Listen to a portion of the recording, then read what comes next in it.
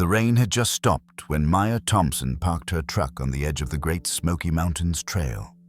The clouds were breaking open, and the smell of wet pine drifted through the open window. She turned off the engine, listening. At first, only silence, the kind that makes your chest tighten. Then it came again, a faint cry, thin as wind through reeds.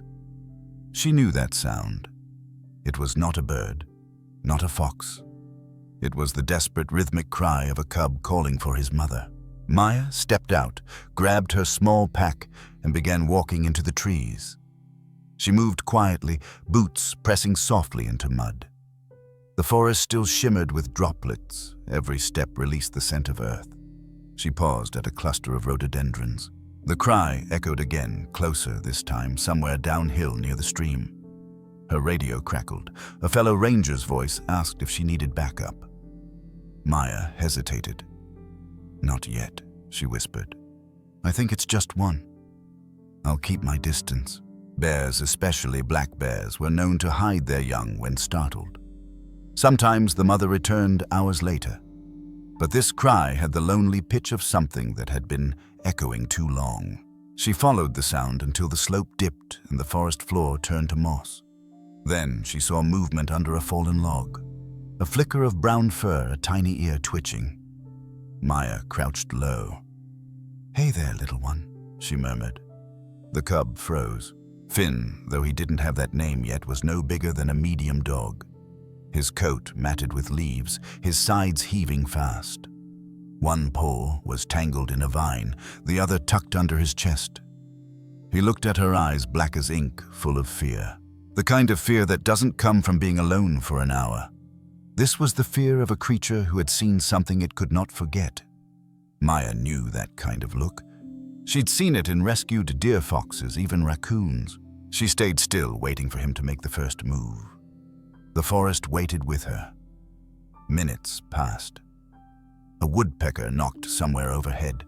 Water dripped from a nearby branch onto Maya's sleeve, cold and steady.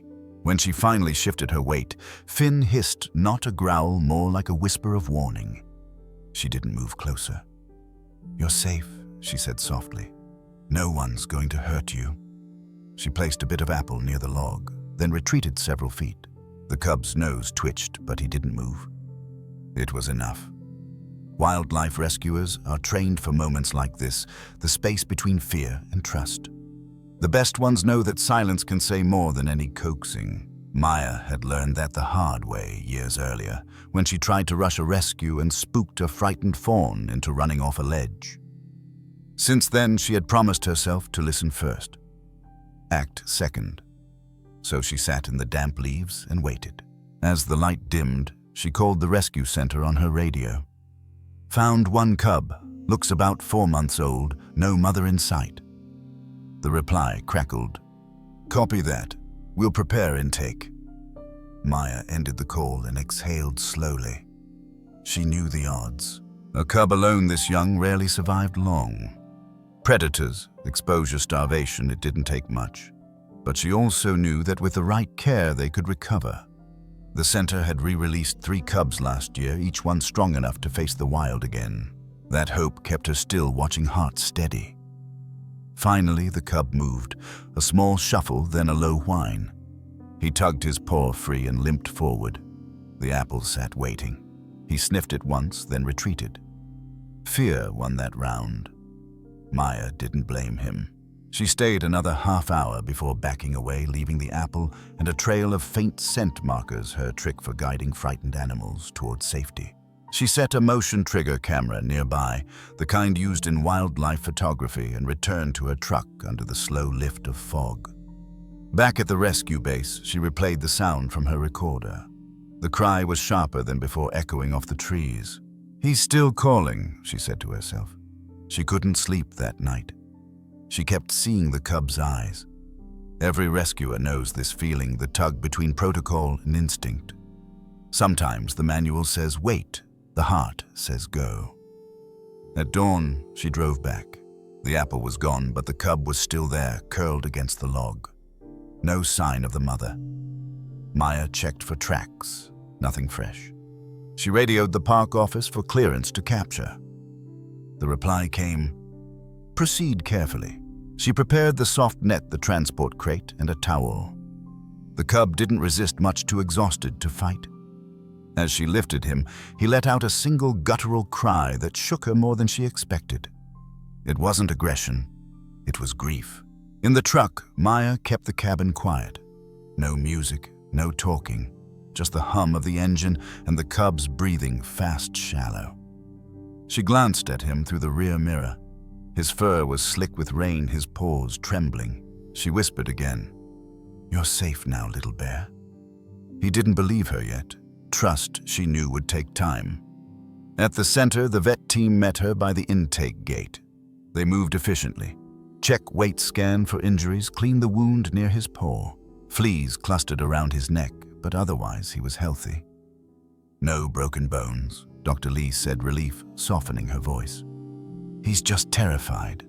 They decided on a quiet enclosure, no visitors, minimal light, a den box with a blanket that smelled like pine needles. Familiar scent calms black bear cubs better than any sedative. When they placed Finn inside, he retreated immediately into the box. The camera caught him curling into himself, eyes half closed, muscles rigid. Hours passed before he even lifted his head. Maya watched from the monitor, resisting the urge to open the gate again. "He has to start the trust on his own," Dr. Lee reminded her. She nodded. Logic and empathy rarely walk hand in hand, but in wildlife rescue they must. Outside, the rain started again, softer this time. The forest shimmered beyond the enclosure fence. Somewhere in that expanse, other wild animals were beginning their day, deer stepping through mist, raccoons finding their dens, a red-tailed hawk circling above. Life continued. But for this small black bear cub, the world had narrowed to a blanket, a heartbeat, and a memory of loss. Maya sat on the porch of the rehab cabin, notebook in hand. She wrote a single line, "Fear is the language of survival. Trust is the translation." That sentence would become her guide in the weeks ahead. There's a quiet rule among rescuers: you don't name the animal until it survives the first night. But Maya found herself whispering Finn under her breath as she watched the monitor flicker. She liked the name because it meant fair or bright. It was a small act of hope in a story still covered in shadow. The next morning, she reviewed the footage from the forest camera she had left behind. The lens had captured something unexpected, not just the cub, but the way he had cried into the night, looking toward the ridge as if expecting an answer. Then just before dawn, he had stopped crying. Instead, he looked toward the direction where she had stood the day before. He sniffed the air, then sat still. That was the moment Maya knew she had to bring him in. Sometimes the wild calls back, but not for everyone. Wildlife rehabilitation isn't about taming animals. It's about restoring their wildness safely. That's the paradox few understand. The goal isn't for Finn to love humans. It's for him to stop fearing life itself. That process starts here in this fragile calm after the storm. As night fell again, Maya checked the enclosure one last time. Finn was awake now, blinking slowly, his ears twitching at the sound of rain. She whispered, "Good night, little one," and turned off the light. The forest teaches patience differently than people do. In cities, we rush to fix. In the wild, you earn every inch of trust you get. Finn's first hours weren't about rescue, they were about restraint, the art of letting an animal remember that the world can be quiet again. Maya wrote another note in her journal before bed. Sometimes the most powerful help is simply staying nearby without reaching out. Watching Finn in that enclosure, she realized that fear and courage aren't opposites. They often breathe in the same chest. For both of them, the coming days would be a lesson in coexistence. The forest outside fell into silence. Somewhere beyond the trees, dawn would come again, and with it, the first long night of healing. That's where our story turns next, to the quiet storm inside a cabin where one frightened cub would begin to find his heartbeat again.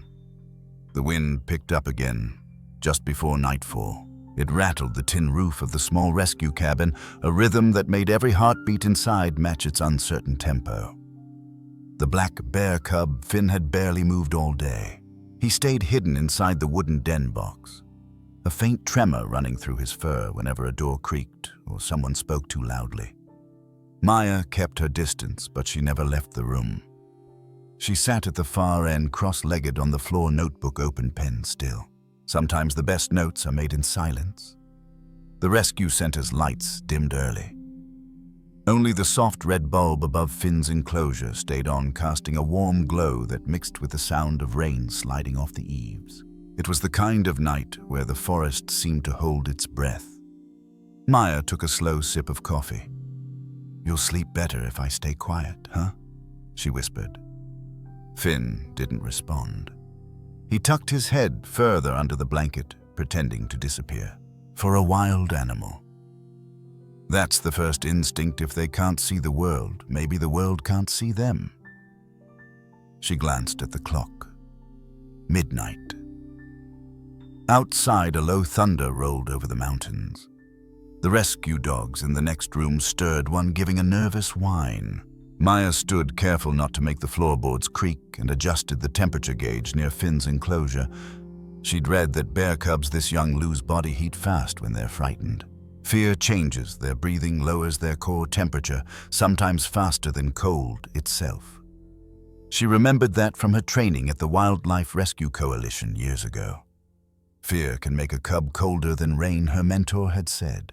Now, watching Finn's little body tense under the blanket, she knew what that meant. She sat back down and began humming, nothing loud, just a tune she remembered from her grandmother's porch in North Carolina. It wasn't to comfort him directly. She knew human sounds could startle wildlife, but she also knew rhythm calms the nervous system in animals and people alike. Hours passed. The thunder drifted east. The rain softened into a steady patter. When Maya leaned forward, she could see the cub's eyes reflecting the faint red light, half closed but alert, ready to bolt if she moved too fast. She stayed where she was humming until her voice cracked. At 2 a.m., she saw the first sign of change. Finn's paw stretched out from under the blanket, claws barely visible, flexing once. Then he shifted, rolling onto his other side. It wasn't much, but for a creature that hadn't moved freely in 2 days, it was progress. Maya smiled quietly. Wildlife rehab is a strange mix of science and patience.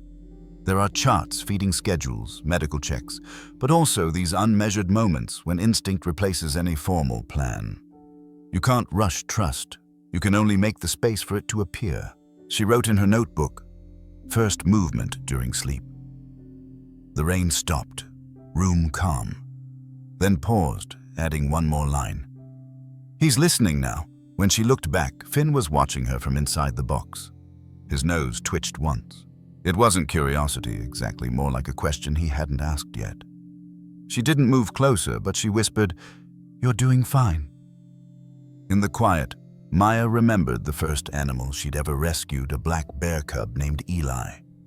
He hadn't survived the first night. She'd been young, eager, certain that love could fix anything. She'd stayed beside his cage all night, two whispering words that meant nothing to a creature who didn't yet understand safety. When he stopped breathing at dawn, she realized that kindness without knowledge can sometimes do harm.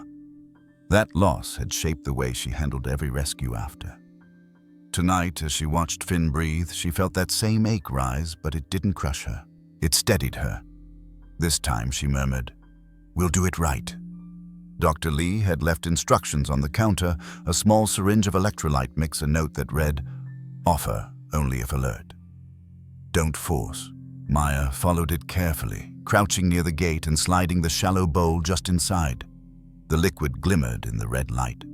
Finn turned his head, sniffed but didn't move closer. She didn't push. Instead, she stepped back and sat again. Hours turned into a rhythm of waiting. Every few minutes, the cub's breathing deepened, then lightened. Outside, a raccoon clattered across the porch, pausing to sniff the door. The sound made Finn tense again, but only for a moment. His nose twitched, then he went still. Small victories. By dawn, the storm had quieted completely. The world outside glowed faintly blue. Maya stood stretching her sore legs and went to check the monitors. The thermal camera showed the cub's temperature steady, now no longer dropping like before. She smiled again this time without realizing it. She thought about how every rescue, no matter the species, black bear, cub fox, raccoon, even birds, followed a similar emotional arc. Shock, fear, stillness, then a cautious return to the senses. It was never linear. It was more like a spiral, moving inward and out again until safety finally took root. People often imagine wild animals as either dangerous or adorable, nothing in between. But most are something far more complex.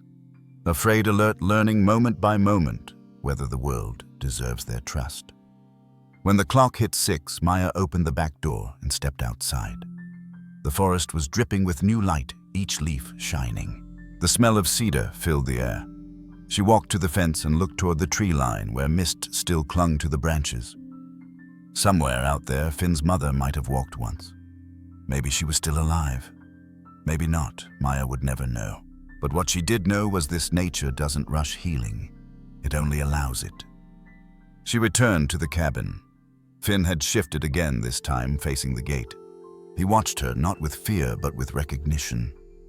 The first layer of panic had thinned. She crouched near the gate, resting her arms on her knees. "Morning," she whispered. "You made it." The words were simple, but they carried something heavier underneath. In this line of work, every sunrise means you've already won half the battle. Finn blinked once, then tucked his head back under the blanket.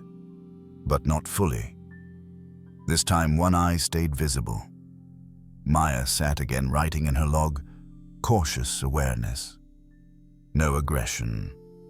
First safe night. When Dr. Lee arrived an hour later, Maya briefed her quickly. "He's responding to a calm tone, still not eating." "That's okay," the vet said, checking the monitors. "The first night's about surviving the noise inside their own body." "The noise?" Maya asked. Dr. Lee smiled faintly. "Yes. Adrenaline, fear, confusion. For animals like Finn, silence feels unnatural at first.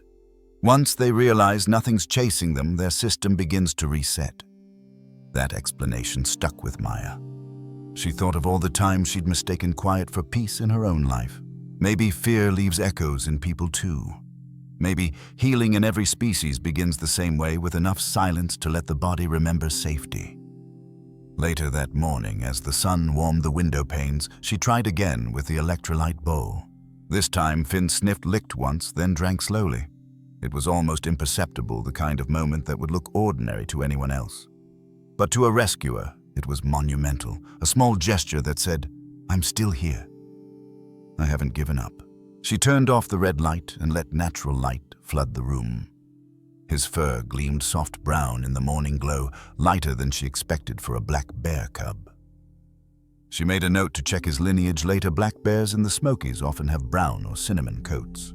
Genetics and geography intertwine like roots under soil, shaping creatures in subtle ways.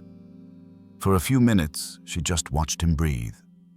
No phone, no notes, no noise. The world shrank to one small heartbeat and the faint rustle of blanket fabric. That stillness, she realized, was the real beginning of rescue, the moment when survival became living.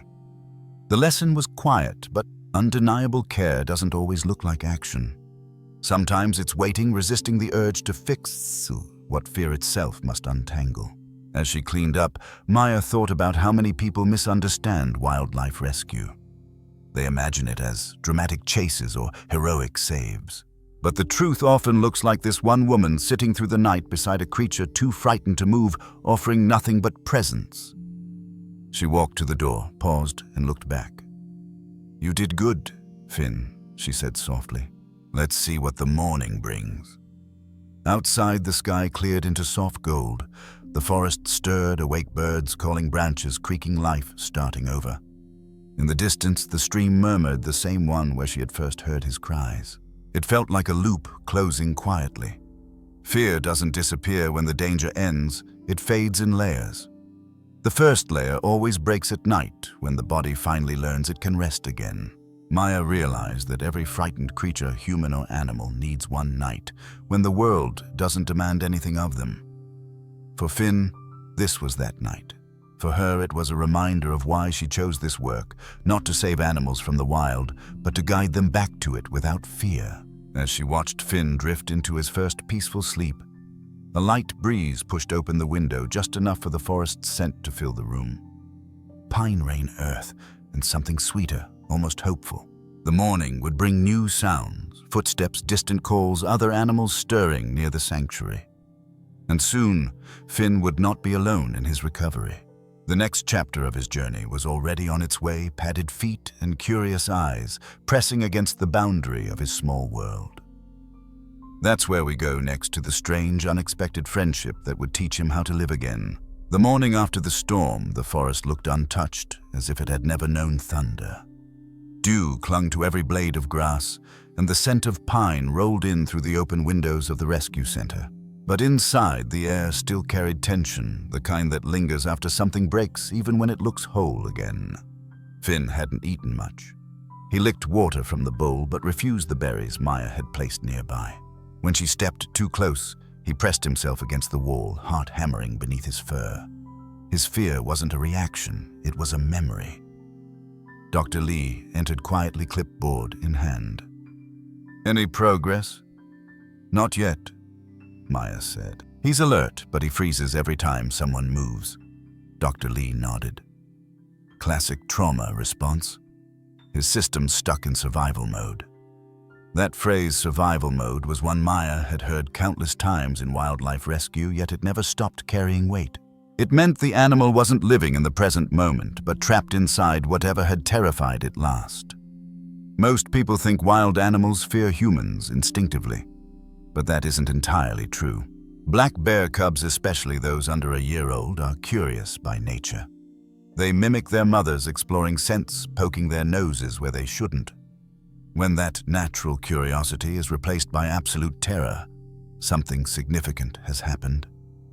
Dr. Lee motioned for Maya to follow her to the small lab room next door. On the screen was footage from a highway camera near the forest's west entrance recorded a few days earlier. It showed a mother bear crossing the road with two cubs trailing behind. The headlights of an approaching truck flared and then static. The footage ended abruptly. No one ever reported a carcass, but it wasn't uncommon for injured animals to wander off unseen. Maya stared at the paused frame, the blur of black fur against asphalt. "You think?" Dr. Lee didn't answer. She didn't need to. Some questions only lead to more ache. When Maya returned to Finn's enclosure, she watched him from a distance. He was sitting now, staring toward the small window that faced the trees. Every few minutes, his nose lifted, as if sniffing for a scent he couldn't find. "Maybe you remember her," Maya whispered. "Maybe that's why you don't want us close." Behavioral trauma in wild animals often shows itself in small, repetitive gestures, pacing, freezing, refusing to eat, and avoiding eye contact. For a black bear cub, these are echoes of confusion. Their instincts tell them to follow a mother's scent, but when that scent disappears, the brain rewires itself for constant vigilance. The world becomes noise. Maya opened her notebook and began writing notes for her wildlife rehabilitation log. Displays chronic hypervigilance. Startled by minimal movement, refuses food unless alone. Possible maternal loss linked to human presence. As she wrote, Finn shifted again, tucking his head beneath his paw. The motion was so small, but it carried the weight of a story she could only guess at. Somewhere between the trees and the asphalt, something had changed the shape of his trust. Later that day, Maya met with Dr. Lee outside near the feeding sheds. The vet was mixing a formula for an injured raccoon. "Do you know why they call fear the body's oldest memory?" she asked. Maya shook her head. "Because it doesn't need words or logic. It just lives in muscle and bone. For an animal like Finn, it's not a feeling, it's a map. His body keeps steering him away from anything that once meant danger, even if that danger's gone." That thought sat with Maya as she returned to Finn. She noticed how he flinched when a branch scraped the window or when her boots made a sound against concrete. He wasn't just scared of humans. He was scared of noise. So she changed her approach. She started wearing softer shoes, moving more slowly and talking less. She let the room fill with the forest's sounds instead, wind through cedar bird calls, the low hum of life outside. Slowly, those became familiar to him again. Each morning, she'd open the window a little wider, letting the smell of the wild in. Bears rely heavily on scent. It anchors them. For Finn, the forest air carried memory, even if painful. It reminded him of what he came from. That week, Maya also added something new to his routine, a branch covered in pine, sap, and soil. She placed it near his enclosure. At first, he ignored it. Then after an hour, he began to sniff his nose, pressing close. It was his first unguarded action since arriving. Give them a piece of the world they belong to before you ever ask them to belong to yours. By the third day, Finn began eating small portions, blueberries, apple slices, bits of soft vegetation, still wary but willing. Maya documented each behavior, marking progress in careful detail. She added small enrichment items, a rock, a bundle of moss, a log for climbing. Slowly, the enclosure stopped being a cage and started feeling like a forest again. It's strange how healing often mirrors the natural world, slow, cyclical, unpredictable. What looks like stillness is often unseen growth. That evening, a small group of volunteers visited the center to drop off supplies. One of them, a young photographer named Jonah, set up his wildlife camera quietly by the gate. "If he lets me, I'd love to get a still of him from the side," he said. Maya agreed but asked for distance. The flash would be turned off, only ambient light. When the photo came through later that night, Maya was struck by it. The cub sat half in shadow, half in light fur glistening from the dim bulb above. His eyes, though wary, were open not wide in panic, but focused. It was as if he was seeing the world again after days of fog. The image reminded her why this work mattered. Wildlife photography often captures beauty, but rescue photography captures truth the moment fear meets resilience. As the days passed, Maya began noticing patterns in Finn's behavior. He'd startle at sudden footsteps, but not at the sound of rain. He'd shy away from humans, but didn't flinch when Luna the raccoon from the next enclosure chittered nearby.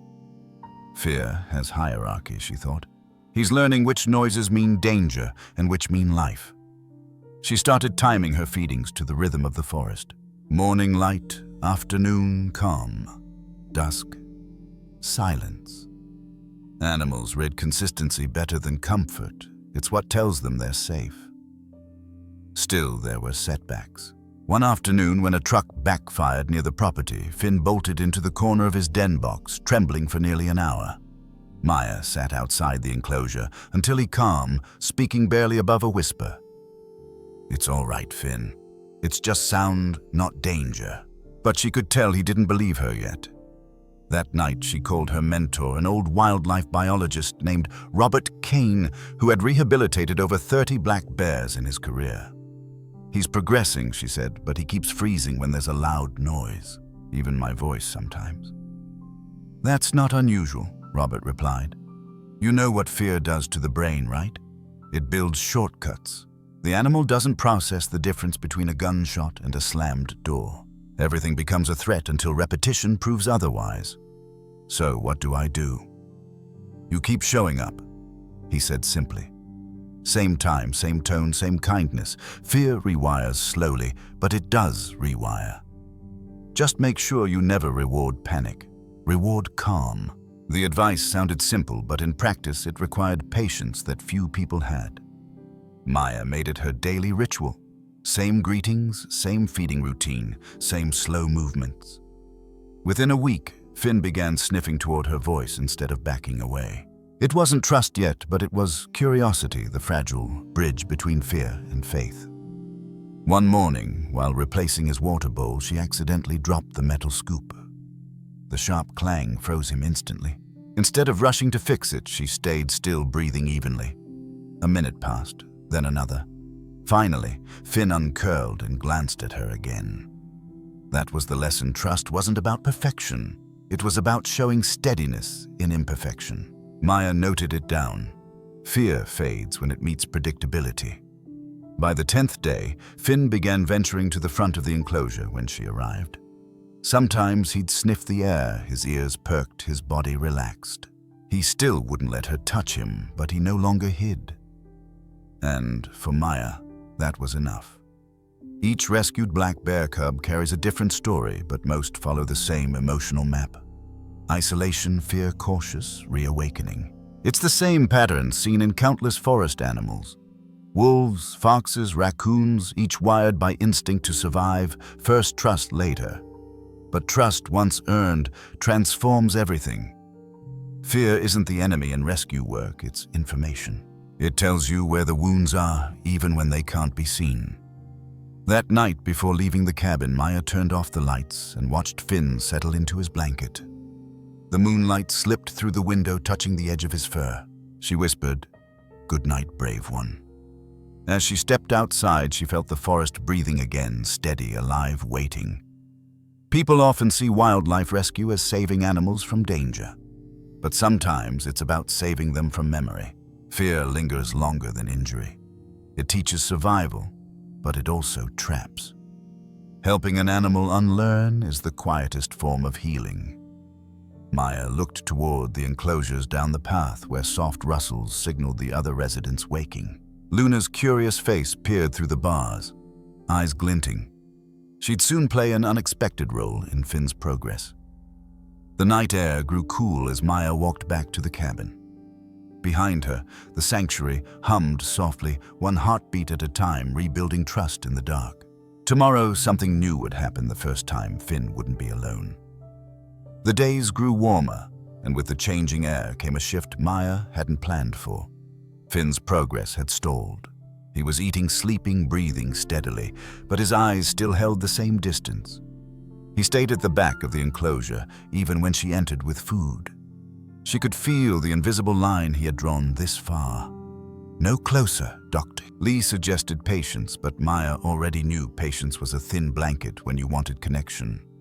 Every rescuer dreams of the moment a wild animal finally looks at them, not with fear, but with recognition. But Finn wasn't ready, and no amount of quiet or consistency seemed to change that. One morning, while she was cleaning the feeding trays outside, a blur of gray fur darted past her boot. Then another. "Luna," she called. The first raccoon stopped mid-step, paws frozen on the wooden deck, eyes gleaming like marbles.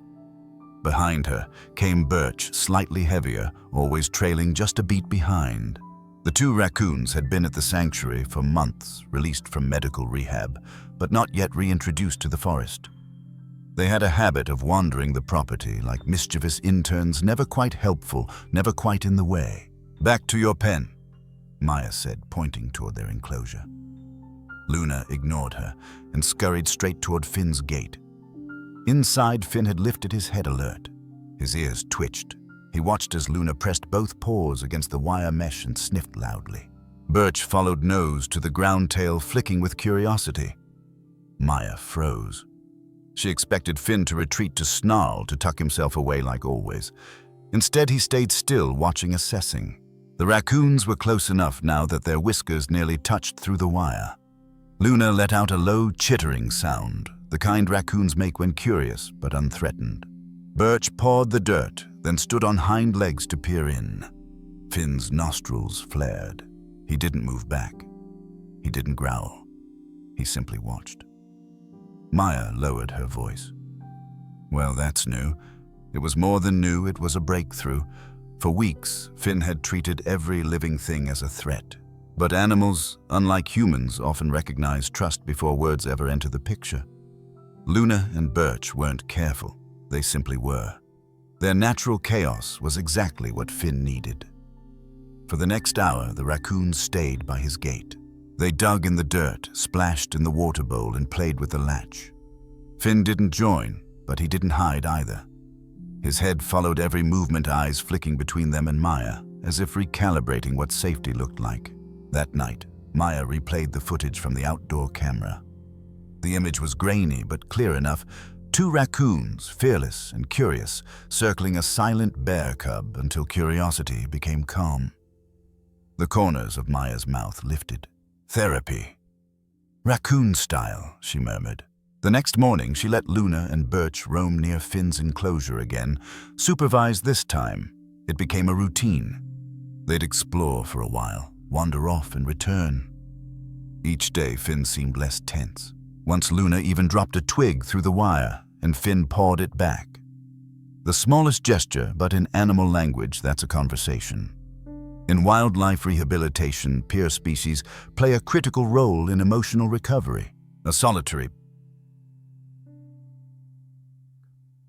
evidence not from human comfort, but from watching other forest animals exist without fear. They model safety. Maya remembered something her mentor Robert once said: "Sometimes animals heal each other faster than we ever could." By the end of that week, Maya noticed the first change in Finn's posture. He began standing near the front of his enclosure, ears relaxed, shoulders loose. He'd sniff the air when Luna appeared, sometimes pacing closer to the mesh instead of retreating. His breathing, once shallow, was steady, now measured calm. The forest noises outside no longer startled him. Even the rumble of an ATV down the dirt road didn't send him scrambling. Maya wrote in her logbook, "First signs of environmental engagement. Interaction observed with raccoons, Luna, and Birch. No defensive behavior. Trust is possibly transferred through observation." That night, she sat near his enclosure again. Flashlight off. The moon cast long bars of silver across the ground. Luna returned, carrying what looked like an acorn. She sat just outside Finn's gate, nibbling while he watched. Birch rummaged through the compost bin nearby, his tail flicking rhythmically. The air buzzed with crickets. For the first time, Maya felt peace inside that space. Not victory, not relief, just peace. It reminded her of something she'd seen years ago while photographing wild animals for a documentary in Yellowstone. A wounded elk limping near the edge of a stream had been joined by a herd days later. The moment they surrounded her, she stopped limping. It was as if the community itself had rewired her will to survive. Animals remind each other what's normal, her guide had told her. That's why isolation kills faster than hunger. The same principle was happening here. Finn was remembering normal through the raccoon's mischief. It wasn't human empathy that reached him, it was shared wildness. Maya found herself thinking about this long after the lights were out. In every rescue, she'd seen patterns repeat. Animals respond to other animals in ways humans can't replicate. Even human love, as deep as it feels, carries the scent of control. But wild-to-wild connection carries only instinct. That's what Finn trusted. The next afternoon, Finn ventured closer to the gate than ever before. He sniffed at the ground where Luna had left her paw prints, then pressed his nose against the wire. Luna was on the other side again, chewing a leaf. She glanced up, unbothered, and let out a small chirp. Finn blinked slowly, then mirrored the sound, not perfectly, more like a huff. But it was enough to make Maya laugh softly. "You're talking now?" she whispered. That same day, Birch splashed water from the trough near Finn's pen, accidentally spraying him through the mesh. Finn recoiled first, then shook off, sneezed, and let out a deep, almost playful grunt. Maya froze. It was the first time she'd heard a noise from him that wasn't fear. The next moment, Luna dropped her stick again, and Finn batted it back through the wire. Progress doesn't always look poetic. Sometimes it looks like mud noise and stolen berries. But to a rescuer, it's a symphony. Dr. Lee walked by later and smiled. "He's changing," she said quietly. "You can see it in his body language." Tail relaxed, shoulders down, eyes soft. Maya nodded. "It's them. The raccoons are doing the work I couldn't. Don't underestimate your part," Dr. Lee replied. "You gave him a place where they could meet. That's not nothing. For viewers learning about wildlife rescue, this kind of peer therapy isn't uncommon. In sanctuaries, young animals often recover faster when housed near others of their species, or even different ones, because their brains mirror social cues. The process builds confidence needed for eventual rewilding. That's why sanctuaries like this one design enclosures where sounds and scents can travel freely. It's a reminder that recovery isn't isolation, it's controlled connection. Weeks passed. The three creatures developed a rhythm. Luna arrived every morning. Birch followed. Finn watched. Then one afternoon, the pattern broke. Finn took the first step forward. He reached through the wire to paw at Luna's tail. She turned, squeaked, and bounded away, but came back seconds later. No hissing, no growling, just curiosity on both sides of the fence. When Maya saw it, she didn't speak. She just let the moment breathe. Trust is fragile. Even a whisper can fracture it. That evening, she wrote in her log, "Behavioral shift complete. Interaction positive. Introducing mild environmental stimuli tomorrow." She closed the notebook and sat by the open window. The sky was streaked orange and gold, and the forest pulsed with live raccoons, rustling owls calling, the low hum of insects rising from the creek. Somewhere within that noise, Finn was finally part of the rhythm again. Healing rarely happens alone. Even in the wild, safety is something learned in company. A black bear cub can survive on instinct, but it learns to live by watching others live without fear. That night, when Maya checked on him one last time, she found Finn lying near the front of the enclosure, eyes half closed, body stretched in comfort. Luna slept curled by the outer fence, Birch beside her. Birch. The three of them, separated by wire, but bound by something unseen, looked like fragments of one heartbeat. Maya whispered, "Good night, wild ones," before turning off the light. She realized that trust doesn't always move in one direction from human to animal. Sometimes it flows sideways between species that share no language, only survival.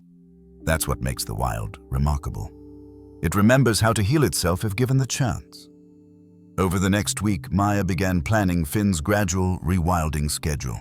Controlled exposure to open space, simulated foraging, and reduced human contact. His progress with Luna and Birch had proven that social cues could carry him the rest of the way. Still, she knew the next phase would test him in new ways, learning to trust the world beyond fences. As she walked past the enclosures that evening, the sound of rain began again, soft and rhythmic. Finn didn't hide this time. He stood nose tilted toward the sky, letting the droplets fall across his fur. Maya smiled. "The storm doesn't scare you anymore," she said softly. In that quiet moment, surrounded by the hum of wild animals, finding their rhythm again, Maya felt something shift in herself too. Maybe this was what true rescue meant. Not saving a life, but giving it back its wild heartbeat. The following morning, the center buzzed with new preparation. It was time to move Finn to a larger habitat, more space, more trees, more distance between him and human hands. The real transformation was about to begin, and Maya could only watch as the bear she once found, trembling in the dark, took his first steady steps toward freedom. The new enclosure sat at the edge of the property where the forest began to thicken, less human, more wild. The air there carried the scent of damp bark and berries. It was where the cubs who had learned to survive were slowly reminded how to belong. Maya opened the gate and Finn stepped out of his transport crate, hesitant but curious. The ground was soft under his paws. He lifted his nose, sniffed the wind, then took 3 small steps forward. She waited behind the fence, heart steady, letting him make the choice. This was the first of the micro moments, the kind no one sees in rescue videos, because they happen too quietly. A small bear breathing forest air again, deciding the world is safe enough to walk into. Dr. Lee joined her at the observation deck. "He's moving with purpose now," she whispered. "Confidence?" Maya asked. "Curiosity," Lee said. "That's the first sign he's remembering who he is." Wildlife rehabilitation isn't about teaching animals anything new. It's about helping them remember what they were born knowing. Each motion, sniffing, digging, climbing, reactivates instincts dulled by fear. For a black bear cub, curiosity is survival. Maya recorded every movement on her clipboard, walks perimeter, no pacing, investigates logs. Then she leaned on the railing and exhaled. This was progress that couldn't be rushed. The following morning brought another shift. Maya arrived early with fresh fruit, apples, berries, and a few strips of salmon. She placed them on the feeding rock, then sat several feet away. Finn watched from the shade, ears twitching. The raccoons had been relocated to a nearby forest pen, but their scent lingered. Maybe that's why he didn't retreat. After a long pause, Finn moved forward, one paw step at a time. He sniffed an apple slice, then pushed it with his nose. Maya stayed still, eyes soft. He looked at her once quickly, then back at the food. Finally, he picked up the apple and ate it. It lasted only a few seconds, but to Maya, it felt like watching the first crack of sunlight after weeks of rain. She smiled quietly, resisting the urge to speak. A human voice could shatter fragile trust faster than fear itself. She wrote in her notebook, "First voluntary feeding in human presence."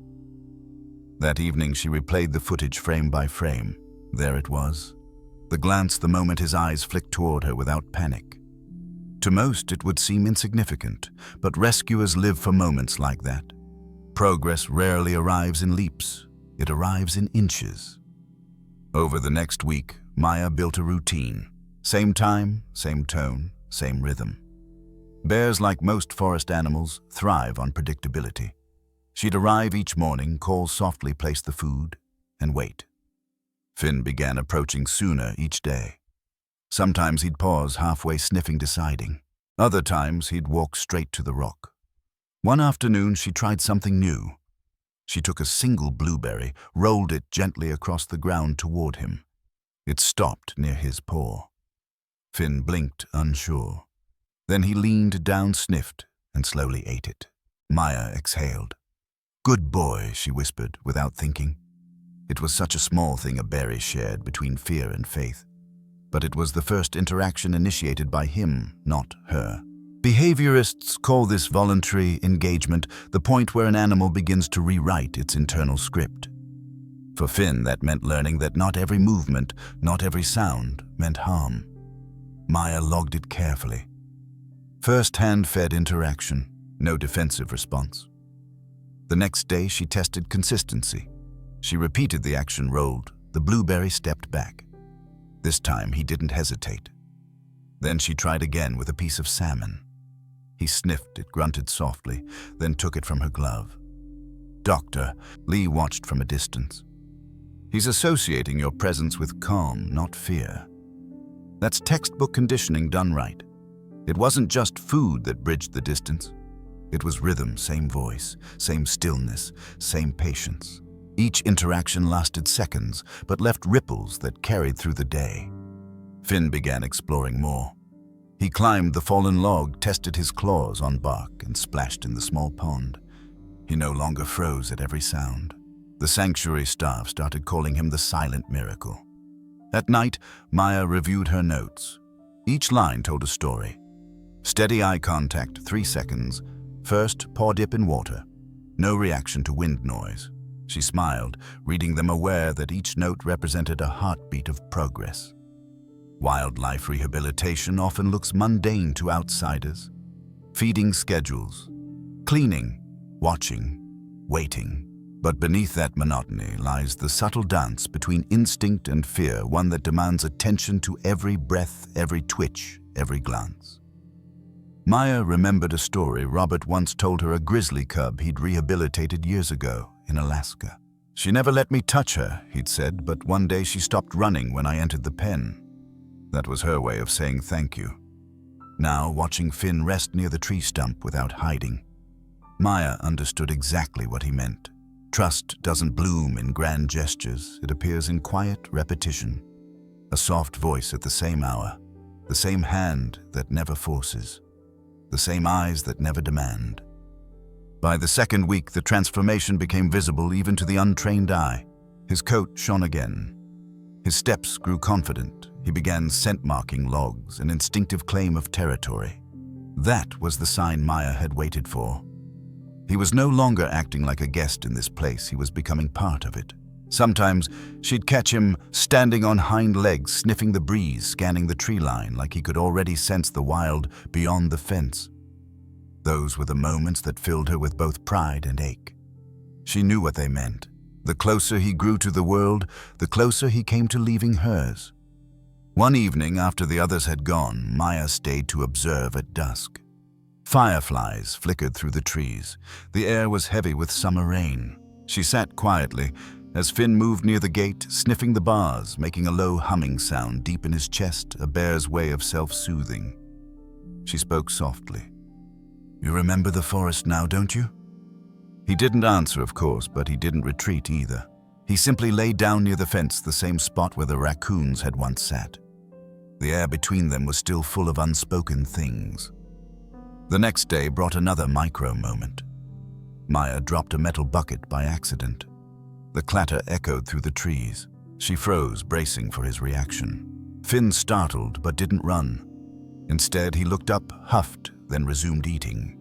That small choice, not running, was a milestone. It meant his body no longer ruled him with fear. His instincts were returning to balance. Maya wrote later, "Reaction test success.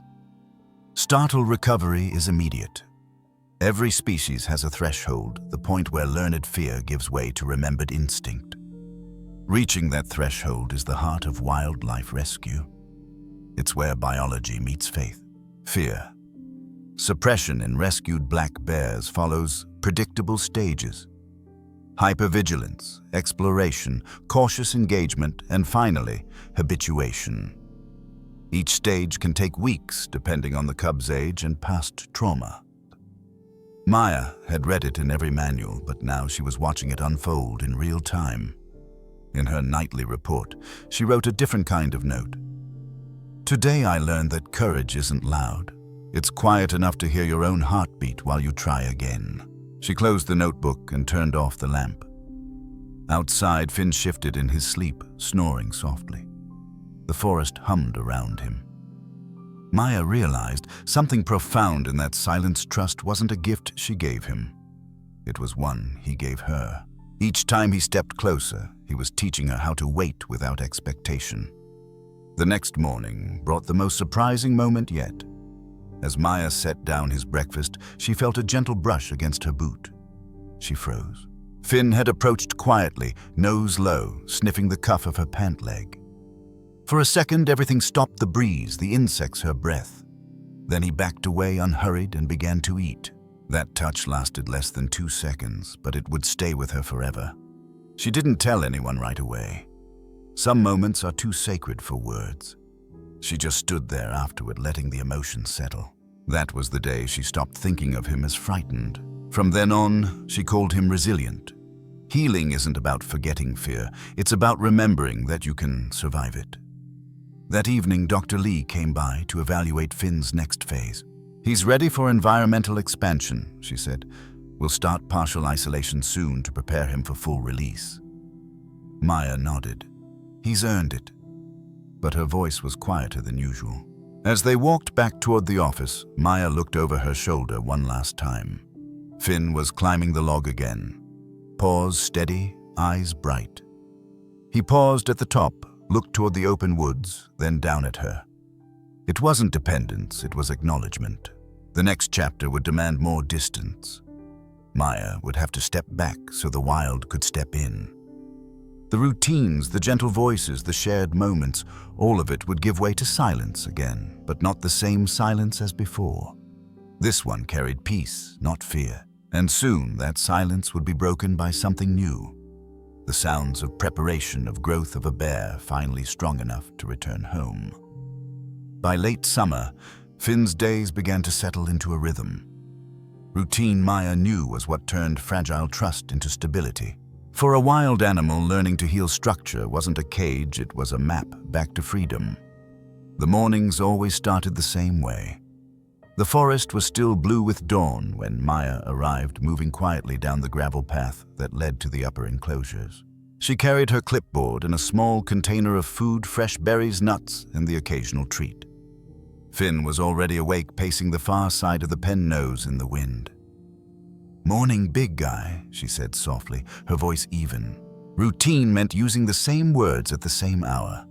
It wasn't for her comfort, it was for his. Animals read consistency as safety. He sniffed the air, then sat watching her approach. That simple act, waiting instead of hiding, was progress enough. She placed the food on the feeding rock and backed away. Once she was out of his space, Finn moved forward, ate, and looked toward her again. There was no tension in his posture now, only awareness. The wild had returned to his body, but peace had returned to his eyes. Dr. Lee arrived with a folder tucked under her arm.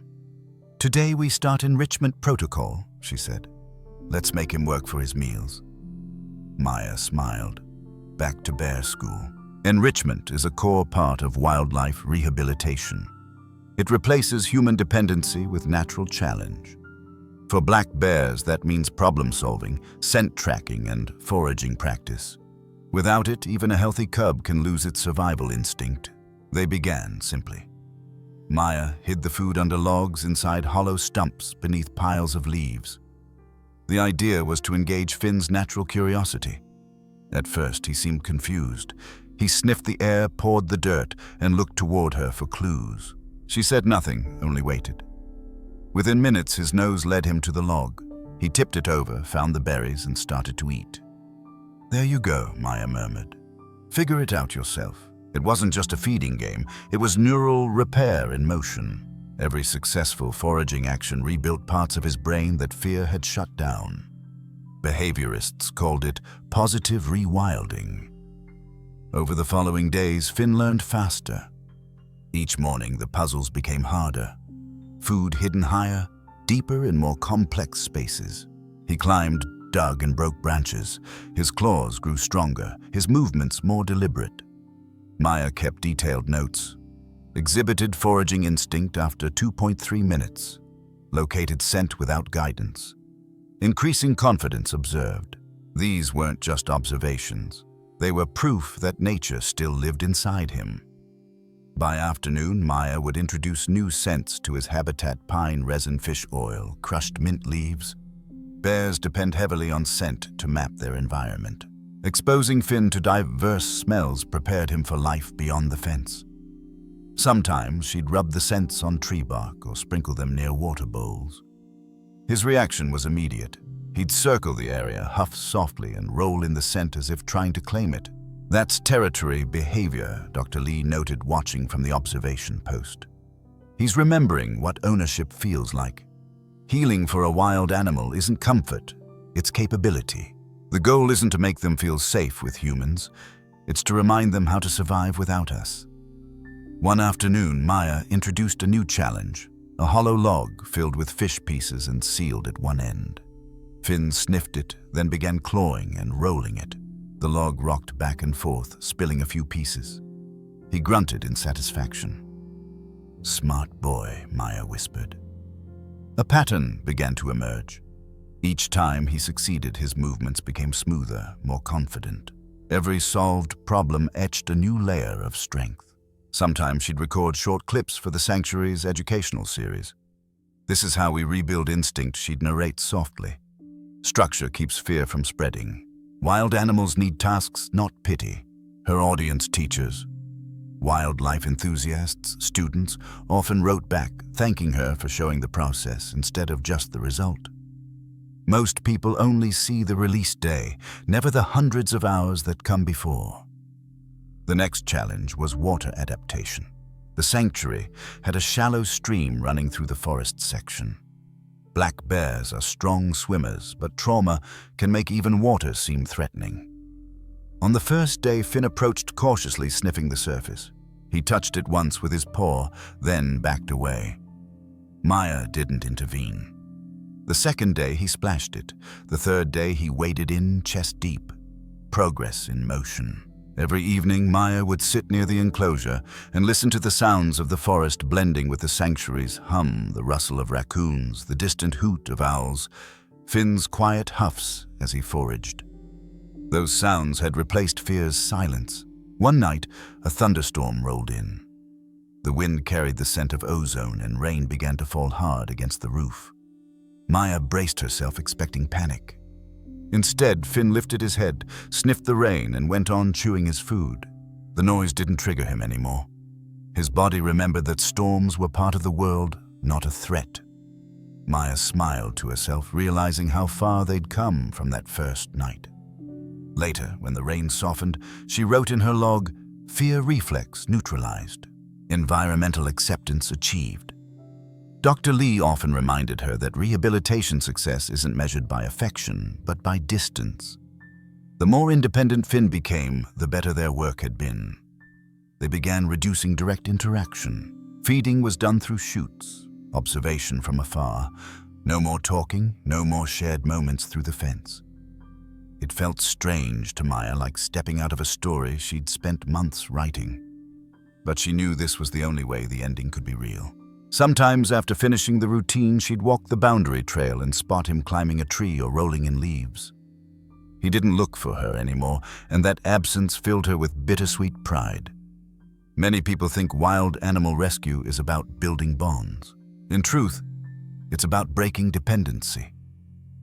A black bear cub that grows too comfortable around humans is unlikely to survive in the wild. Rehabilitators must balance compassion with distance, a paradox that defines the field. As the weeks went on, Finn's routine became entirely self-directed. He foraged, swam, rested, repeated. The human world faded from his awareness.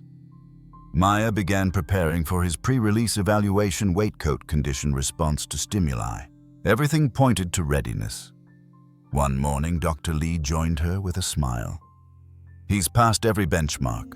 The state team approved his release zone. Maya felt both relief and something else she didn't want to name. We're north sector, near the ridge, far from trails, plenty of natural food sources. Maya nodded. Good spot. That evening, as she logged the day's data, Finn approached the fence and stood near the gate. The sun was setting behind him, turning his fur to bronze. He made a low sound, almost like a sigh. She froze, sensing the gravity of it. Maybe it was a coincidence. Maybe it was farewell. Letting go is part of the science, too. Every rescuer knows the paradox: you love them enough to never make them love you back. The final week of preparation was all structure, timing, feed cycles to dawn and dusk, reducing human scent and reinforcing natural foraging. Maya recorded her last observations in neat handwriting, behavior consistent with wild norm. No human-seeking activity. Ready for transition. At night, she sat outside the cabin and listened to the forest breathe. It was alive in every direction. Raccoons rustling near the stream, coyotes calling from the ridge, insects singing under leaves. Somewhere in that orchestra, Finn was already part of the melody. Maya realized that what she had built wasn't a routine, it was a rhythm. Science had given her the steps, but empathy had taught her the timing. Healing wasn't a straight line or a checklist. It was a series of overlapping heartbeats, hers and his, slowing down in sync. The day before the release, Maya did something she hadn't done in weeks. She whispered his name, just once, soft enough that it carried only to the edge of his world. Finn turned his head, eyes meeting hers for a fleeting moment. Then he walked back into the trees. That was the confirmation she needed. He didn't pause, didn't wait. He belonged somewhere else now. That night she wrote her last entry before the release: the forest will finish what we started. Morning light would bring movement, open gates, and the sound of paws on soil heading toward freedom. The structured days, the quiet voices, the careful science, all of it had led to this one moment. The bear, who once trembled at every sound, would now walk into a world waiting to welcome him back. And as Maya watched him go, she'd learn that sometimes the hardest part of healing isn't the waiting, it's the letting go. The morning of the release came quietly. No ceremony, no crowd, just the low hum of the forest waking up. Mist hung in thin ribbons across the ridge as Maya and Dr. Lee loaded the transport crate into the truck. Finn was calm inside, breathing slowly, eyes steady. Maya checked the latch twice before climbing in. Her hands didn't shake, but her chest did. The drive to the release zone took nearly 2 hours. They wound through narrow mountain roads, the same path that had once brought him here, frightened, wounded, silent. Now the same road would take him home. Dr. Lee glanced over. "You all right?" Maya smiled faintly. "He's ready." "And you?" She didn't answer right away. "I think I'm getting there." When they reached the ridge, the sun had begun to filter through the trees. The air smelled of wild mint and wet moss. It was the kind of morning the forest seemed to hold still for. They parked near the clearing, a quiet sector deep in the Smoky Mountains, far from trails and cabins. No human scent, no noise but wind and bird call. It was perfect. Maya stepped out first, her boots crunching on the soft earth. She walked around the truck, hand brushing the crate's edge. Finn huffed once, his breath misting through the small air holes. "Easy, boy," she whispered, before any release. Wildlife teams measure a set of behavioral indicators: stress response, orientation, foraging instinct, and auditory sensitivity. Finn had passed everyone. Statistically, his odds of survival were high. But numbers, Maya thought, never told the whole story. Instinct did. She opened the back gate and tilted the crate gently toward the forest edge. Dr. Lee secured the latch. "You can do the honors," she said. Maya knelt beside the crate. Her fingers lingered on the lock. "All right, Finn," she murmured. "Time to go home." She unlatched the door. For a long moment, nothing happened. The forest held its breath. Then slowly, Finn stepped out, one paw, then another. He paused, sniffed the air, and looked around. His muscles were taut, but not from fear, from readiness. The wind shifted, carrying the scent of pine and rain. He lifted his head, catching it.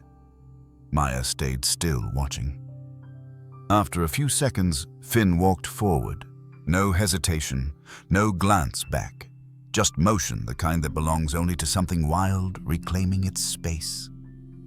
He stopped once near a fallen log, sniffed, then continued into the trees. His fur blended with the forest's light until he was almost invisible. Then, just before he disappeared completely, he turned his head. Their eyes met for the briefest heartbeat, quiet, knowing, unbound. And then he was gone. Maya exhaled a sound between a laugh and a sob. The forest closed behind him, leaves trembling. Dr. Lee placed a hand on her shoulder. "You did it." "He did it," Maya said softly. They stood there for a while, listening to the world adjust around his absence. Birds returned to their calls and insects hummed again. Life moved on. Every rescuer learns this truth. Eventually, release is both an ending and a beginning. You spend months building trust only to measure success by how easily it's forgotten. The goal isn't for them to remember you, it's for them to forget you completely. Maya loaded the empty crate back into the truck. The smell of pine lingered on her hands. She wiped her eyes and looked at the space where he'd vanished. "Go find your story, little one," she whispered. On the drive back, she said almost nothing. The hum of the tires filled the quiet. Somewhere between miles, memory played its own footage, Finn trembling in the corner. Finn taking his first step toward her. Finn standing tall under the morning light. Dr. Lee broke the silence. "Do you ever think about what happens next for them?" "Every day," Maya said. "But I've learned to stop needing answers. The wild doesn't owe us closure." Back at the sanctuary, the empty enclosure felt strange, too clean, too quiet. The routines remained, but the rhythm was gone. Maya moved slowly through the space, touching the logs, the water trough, and the feeding rock. Every mark, every claw scrape was a chapter written in motion. She sat by the fence as evening settled. The raccoons, Luna and Birch, rustled nearby, climbing over the branches like they owned the place. Luna chittered softly, then curled near the corner where Finn used to sleep. Maya smiled. "You miss him too, huh?" She didn't talk much that night. Some farewells are meant to stay unspoken, but she did write in her journal, "Trust taught freedom earned." A week later, the wildlife tracking team sent word. The collar transmitter attached to Finn's harness showed strong movement north of the ridge near a stream. He'd built a small den site already. Maya stared at the coordinates, tracing them on the map with her finger. The stream curved through dense forest untouched by roads. A good place for a black bear to begin again. A month after the release, a motion camera captured him larger, now fur glinting with sunlight, walking through ferns. In one clip, he stopped by the water and splashed batting at a fish. The image blurred for a second as droplets hit the lens, and in that blur, Maya saw what she'd always hoped for: ease. Dr. Lee called it professional success. Maya called it peace. Sometimes the sanctuary hosted educational sessions for school groups, kids eager to see wild animals up close. Maya never used Finn's story as a dramatic rescue tale. Instead, she told it like a quiet reminder. Every creature carries a memory of fear, she'd say, standing near the observation window. Our job isn't to erase it, it's to help them replace it with trust in their own instincts. The children would ask, "Did he remember you?" Maya always smiled. He remembered the forest. That's what matters. She found that she talked about him less over time, not because she forgot, but because she didn't need to keep proving what healing looked like. The forest already knew. Post-release studies show that rehabilitated black bears often thrive in areas with minimal human interference, forming stable home ranges and exhibiting normal feeding behavior. Survival rates correlate directly with the quality of their release environment and their pre-release autonomy. In Finn's case, every sign pointed to success. Maya often thought about that word, autonomy. It sounded clinical, but to her it meant something sacred, the right to live without fear. She visited the ridge again 6 months later. The forest had grown thicker. Ferns covered the ground where she'd opened the gate. The air was heavy with humidity and bird song.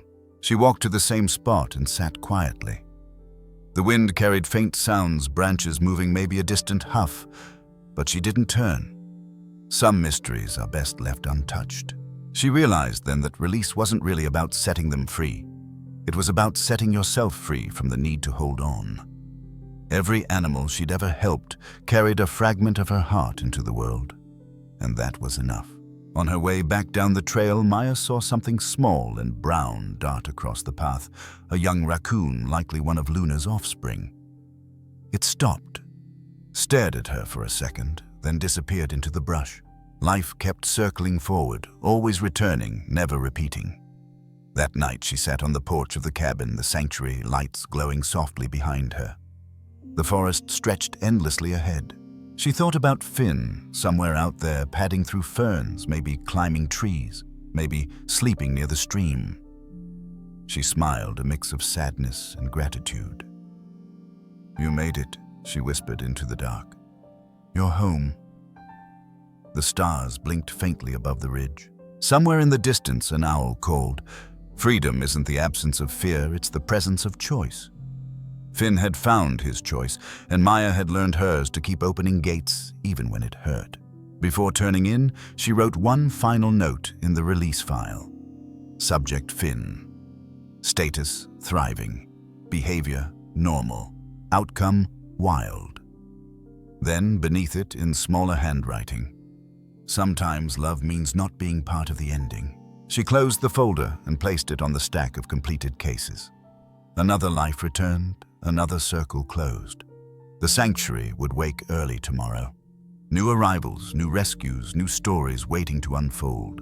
But this night belonged to quiet victories and the unseen miracles that happen when fear turns to freedom. And as the forest hummed softly outside, Maya knew that somewhere beyond the trees a black bear cub was walking under the same sky, carrying both the science and the softness that had brought him here. The first snow of the season came early that year. It blanketed the Smoky Mountains in quiet light, turning every branch into a silhouette. The sanctuary was slower now, fewer rescues, more reflection. For Maya, winter always felt like a pause button between endings and beginnings. She hadn't heard much about Finn in months, just the occasional update from the tracking team.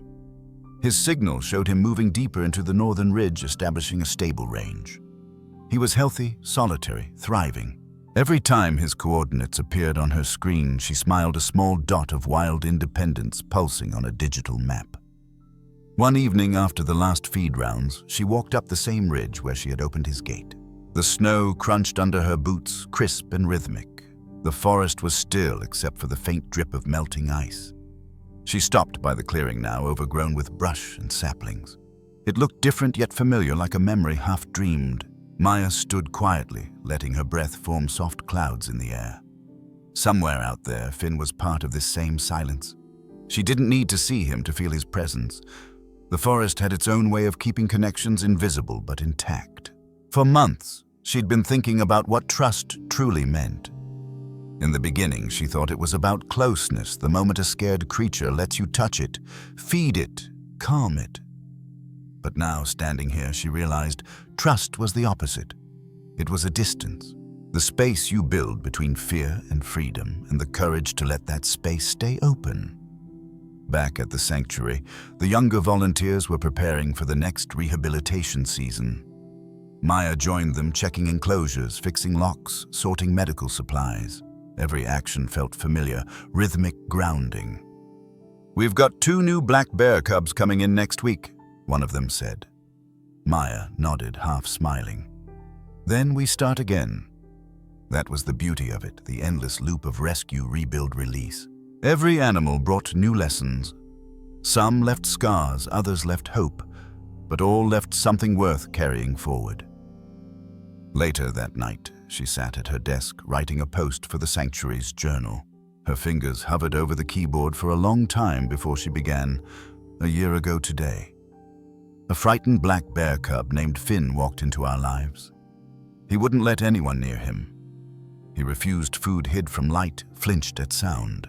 But today he walks the ridges freely, no fear, no fences, no human scent. His story isn't about rescue, it's about remembering. The wild doesn't ask for perfection, it asks for persistence." She paused, rereading her words. They felt honest, real. No drama, no exaggeration, just truth. In wildlife rehabilitation, success isn't defined by human affection, but by ecological reintegration. A truly recovered animal behaves indistinguishably from one that was never captured. Finn had reached that point. His movement patterns matched wild bears, migrating seasonally, marking territory, and even foraging near natural berry patches. Maya closed her laptop and leaned back, eyes drifting toward the window. Snowflakes spun through the porch light, each one landing without sound. That silence reminded her of the first night Finn had slept without trembling. That was the real victory. Not the release, not the reports, just that single night when fear loosened its grip enough for rest. Healing, she realized, is measured not by how loud the transformation looks, but by how quietly it settles. Whether in animals or people, true recovery doesn't roar, it breathes. She poured herself a cup of tea and stepped outside. The forest stretched in every direction, endless and waiting. The wind brushed through the pines, making them sway like a slow heartbeat. She closed her eyes and listened. A sound came faintly from somewhere in the distance, a low rolling huff. It might have been the wind through the valley, or maybe something else. She smiled, not needing to know. Trust, she thought, doesn't always return in the shape you expect. Sometimes it just sounds like breath in the trees. The next morning, the sanctuary's phone rang early. A teacher from Knoxville was calling, asking if Maya could speak to her students about wildlife rescue. "They've been following Finn's story," she said. "They want to know what happened to him." Maya hesitated. Part of her wanted to keep that story private, to leave it where it belonged, in the forest. But then she thought of the children, wide-eyed, curious, the way they'd lean forward when she told them about raccoons and owls and the small courage of wild animals. "Of course," she said. A week later, she stood in front of a classroom filled with young faces. Behind her, a photo of Finn played on the screen, him standing by the stream, fur-wet eyes, bright. She told them everything, the fear, the progress, the patience it took to earn a single look of trust. She explained how science guided every decision, how each behavior mattered. But she also told them something that wasn't in any manual. "Every creature you see out there," she said, "teaches us how to be human again." Finn didn't need our affection. He needed our respect. That's what saving wild animals really means, not owning their stories, but protecting their right to keep them. The room was silent. Then a boy in the front row raised his hand. "Do you miss him?" Maya smiled. "Yes," she said, "but I'm glad I get to miss him." When she finished, the students clapped softly. She packed her things, feeling lighter than she had in months. That night, she returned to the ridge once more. The snow had melted now, the ground damp with early thaw. She crouched near the same tree stump where she'd last seen him. A few paw prints pressed faintly in the mud, large, round, fresh.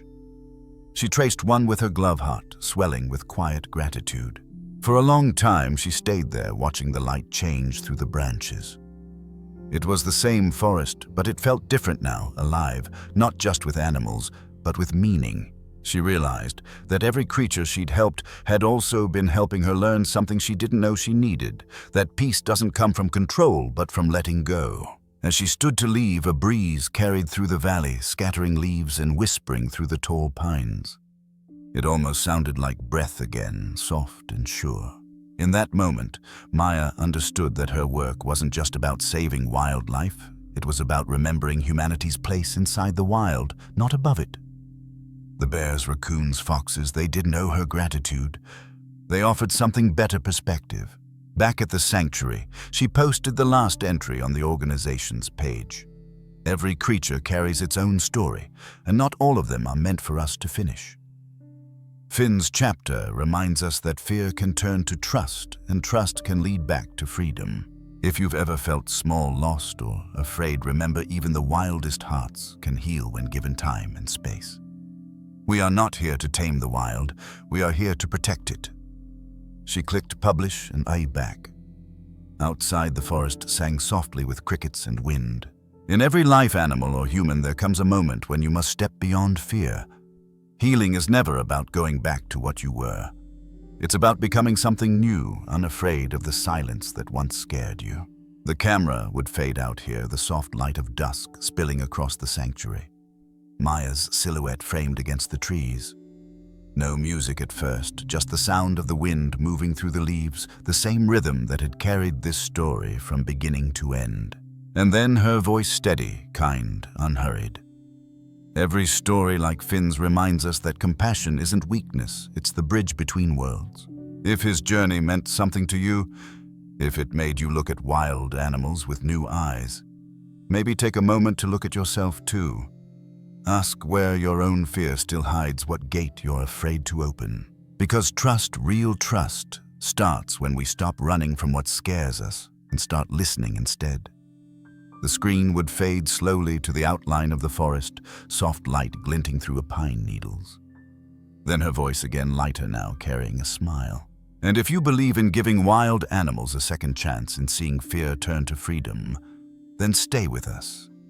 Like the video, share it with someone who needs a reminder that healing is possible, and don't forget to subscribe. More stories are waiting, more hearts learning to trust again. The wild has a lot to teach us, if we're willing to listen. The final sound would be that same forest wind, gentle, infinite, blowing through the trees as the screen fades to black.